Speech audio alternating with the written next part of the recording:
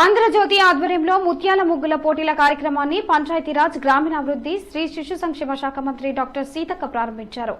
ఆదివారం ములుగు జిల్లా కేంద్రంలో ఆంధ్రజ్యోతి ఆధ్వర్యంలో కెనరా బ్యాంక్ సహకారంతో ఏర్పాటు చేసిన ముత్యాల ముగ్గుల పోటీల ప్రారంభానికి ముఖ్య అతిథిగా హాజరైన రాష్ట్ర మంత్రివర్యులు డాక్టర్ సీతక్క ఈ సందర్భంగా ఆమె మాట్లాడుతూ మన పూర్వీకులు మనకు నేర్పిన సంస్కృతి సంప్రదాయాలను వాటి మూలాలను మహిళలు ఎప్పటికీ మరవకూడదని, యువతులు మహిళలు ముగ్గులు వేస్తుంటే ఇప్పుడే ములుగులో సంక్రాంతి వచ్చినట్లు అనిపిస్తోందని, ముగ్గుల పోటీలు పెట్టి మహిళలను ఒకే చోటకు చేర్చిన ఆంధ్రజ్యోతి పత్రిక ఎలక్ట్రానిక్ యాజమాన్యంకు ఈ జిల్లాలో పనిచేస్తున్న ఆంధ్రజ్యోతి పత్రికా ఎలక్ట్రానిక్ మీడియా సోదరులకు అభినందనలు తెలుపుతూ ఈ పండుగ ప్రతి ఒక్కరి జీవితాల్లో వెలుగులు నింపాలని కోరుకుంటూ అందరికీ ప్రత్యేక ధన్యవాదాలు, కృతజ్ఞతలు తెలిపారు. ఈ కార్యక్రమంలో కాంగ్రెస్ పార్టీ శ్రేణులు, పత్రికా ఎలక్ట్రానిక్ మీడియా సోదరులు, మహిళామణులు తదితరులు పాల్గొన్నారు.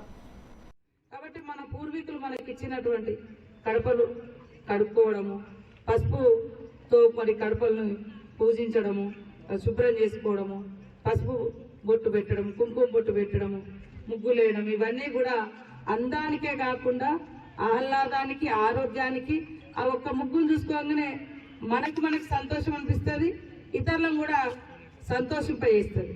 కాబట్టి ముగ్గులు అనేది పోటీ కాదు, కానీ పోటీ అనేది ఉండడం మూలంగా మనం ఇంకా ఇప్పుడు నేను కూడా చాలా రోజులు అయిపోయింది ముగ్గులు వేయడం మర్చిపోయి.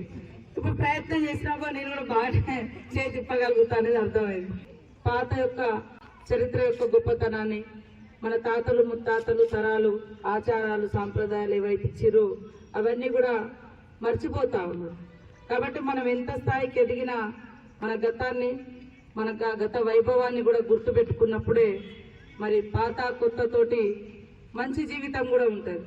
ఇవాళ మనం చూస్తే ఇళ్ళ ముందట పెండెందుకు అనే ఆలోచన వస్తుంది, కానీ పెండలో కానీ ముగ్గులో కలిపేటువంటి పసుపు కుంకుమలలో న్యాచురాలిటీతో పాటు పసుపు ఎంత యాంటీబయాటికో మీకు తెలుసు. కాబట్టి పసుపు చిన్నప్పుడు మనము దేవుళ్ళ దగ్గర పోతే, నేనైతే ఆ దేవుళ్ళ కాడికి పోతే పసుపు వేసి నీళ్లు తాగించి తెల్లారి వరకు జ్వరం పోతుంది. అది ఇప్పటికి కూడా నేను ఫాలో అవుతున్నాను.